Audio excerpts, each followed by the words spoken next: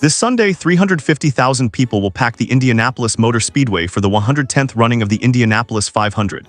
Somewhere around 12:29 in the afternoon, Caitlin Clark will stand up in the pace car and deliver the most iconic command in American motorsport: "Drivers, start your engines." Larry Bird has given that command, Reggie Miller, Peyton Manning, Tamika Catchings, even a sitting president, Indiana legends, all of them.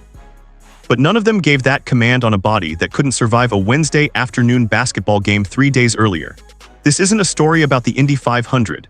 This is a story about a $560 million franchise built on a single human body, and what happens when nobody in charge has a plan for when that body breaks. Since Caitlin Clark arrived in Indianapolis, the Fever's valuation jumped from roughly $90 million to $560 million. A 522% increase. All of that rides on her ankles, her knees, her spine. And this week, her spine said no. So the real question isn't whether she'll stand in that pace car Sunday. She will. The question is whether the organization she plays for is protecting the body that made all of this possible, or just the empire she built. What happened this week made the answer painfully clear.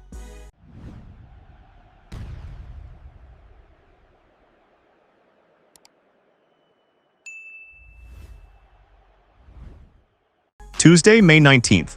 The Indianapolis Motor Speedway announced Clark as Grand Marshal of the Indy 500.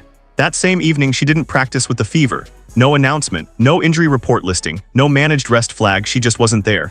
Then Wednesday, 90 minutes before tip-off against Portland, 2 words dropped like a bomb: back injury, scratched. Clark herself reportedly woke up feeling sore, had every intention of playing, and told her own mother about the scratch just 33 minutes before the team went public. There are 2 explanations here, and neither one is good. Either the medical staff missed a back issue serious enough to scratch the franchise player, something that somehow didn't register on Tuesday's report despite her skipping practice, or they knew and didn't disclose it. The WNBA reportedly issued an official warning to Indiana for the injury report failure. And the scarier part, this wasn't sudden. The back issue has reportedly lingered since the season opener. She left a Dallas game mid-play to get adjusted. Rewind further to 2025, Clark played just 13 games, multiple soft tissue injuries, groin strains, an ankle injury during rehab, season over. She called the repeated breakdowns a real mental challenge. After all of that, how did this organization enter 2026 without a better plan for her body? And when the plan finally got tested Wednesday, the answer that walked onto the court was even more troubling. When Clark got scratched, Tyasha Harris stepped into the starting lineup. Indianapolis native, South Carolina grad, knee surgery less than 12 months ago, never averaged double digits in a WNBA season. She played 29 minutes, went 0 for 6, 0 points. The Fever won anyway 90-73, but not because of the backup plan. Aaliyah Boston dropped 24 and 8. Lexi Hull went 4 for 4 from 3 and finished plus 24. The player Simon invested the least and carried the game. Now look at the full bench. Sydney Carlson, 35, released by Vegas, 3 minutes per game in the playoffs, signed at $90K. Monique Billings, replacing Natasha Howard, who walked to Minnesota for a contract Indiana wouldn't match. Sophie Cunningham, injury limited last season. That's the depth chart built around a player generating over $12 million a year in endorsements, while earning a WNBA salary of $78,066. Meanwhile, the expansion Golden State Valkyries, a team that didn't exist 2 years ago, made the playoffs in year 1 with spare parts. Indiana, a $560 million franchise, couldn't find a backup point guard who's been a starter since 2022. That's not bad luck. That's a checkbook decision, and 0 for 6 was the receipt. But the roster isn't the only place the money went sideways, because where Herb Simon did open the wallet won't help Caitlin Clark for another 14 months. $78 million. That's the number Herb Simon committed last September to the Indiana Fever Sports Performance Center. The specs read like something out of a professional sports fantasy. 108,000 square feet across 3 stories, a fully integrated year-round hub designed around performance, recovery, lifestyle, and team connection, multiple practice courts, a state-of-the-art weight room, recovery suites with every piece of technology money can buy, a dedicated sports medicine and rehabilitation center, chef-driven dining, content creation studios, even childcare facilities for players who are also mothers. On paper, it's breathtaking. It's the kind of facility that tells the world this organization is serious about investing in women's basketball at the highest level.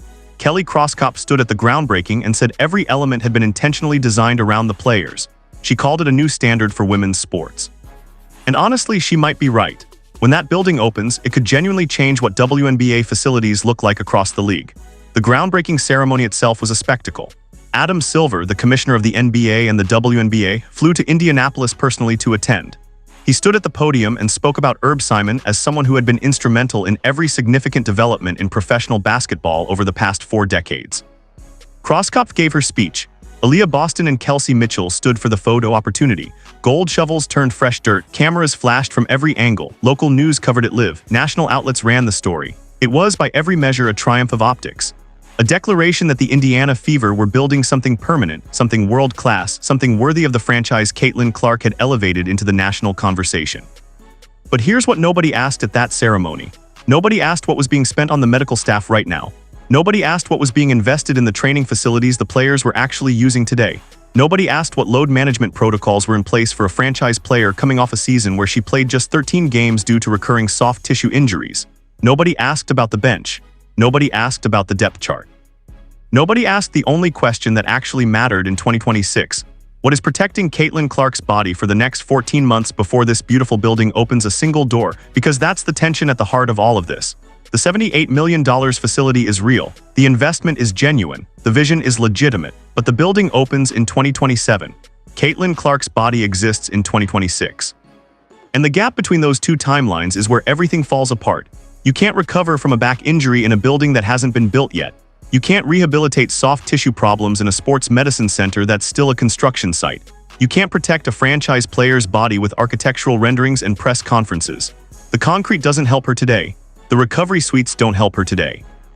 The chef-driven dining and the content studios and the childcare facilities, none of it helps her today. Today, Caitlin Clark is dealing with a back that's been bothering her since the season opener, on a roster without adequate depth, in an organization that couldn't get an injury report right, 14 months away from a facility that was supposed to fix everything. And while that facility exists as a promise on a piece of land in Indianapolis, the real-world calendar keeps moving. Because this Sunday, something's happening that puts the whole situation under a spotlight brighter than any press conference. The Indianapolis 500, the 110th running, 350,000 fans packing the grandstands, the pre-race ceremony starting at 10 in the morning on Fox, Jordan Sparks singing the national anthem, and then Caitlin Clark standing in the pace car about to deliver the most famous command in American motorsport. Now the Indy 500 Grand Marshal position isn't just ceremonial decoration, it's a statement. It says this person represents Indiana, this person represents greatness. The list of people who have held that role reads like a Mount Rushmore of Indiana legends. Larry Bird, Reggie Miller, Peyton Manning, Tamika Catchings. Even President Gerald Ford once gave that command. Every single one of them stood on that front straight as a symbol of excellence, of durability, of Indiana pride. Not a single one of them did it 48 hours after their body failed them on the job. And here's the detail that makes the whole thing even more complicated. Clark didn't just show up at the Speedway by accident. She was asked years ago. Reports suggest the Speedway first approached her back in roughly 2023 or early 2024, but she couldn't accept. The Fever's schedule made it impossible. She had to say no. In 2026, they said yes, on a body that broke this week, and the timing raises questions that go beyond basketball. Clark has a marketing deal with Gainbridge. The Indianapolis 500 is officially presented by Gainbridge. Follow those two threads and they lead to the same place, a boardroom where brand obligations and basketball health are supposed to coexist. But when a player's back gives out on Wednesday and she's standing in a pace car on Sunday, you have to wonder which one is winning that negotiation. Who decided this is safe? That's not a rhetorical question. That decision didn't get made in Caitlin Clark's living room. It got made in an office, inside an organization that Herb Simon has owned for 35 years. An organization that couldn't get her injury on the report, couldn't get her a reliable backup, and is now putting her in front of 350,000 people and a national television audience 3 days after she couldn't suit up. If her back is fine, why wasn't she on the court Wednesday? If her back isn't fine, why is she in a pace car Sunday? Both of those questions deserve an answer. And right now, nobody's giving one.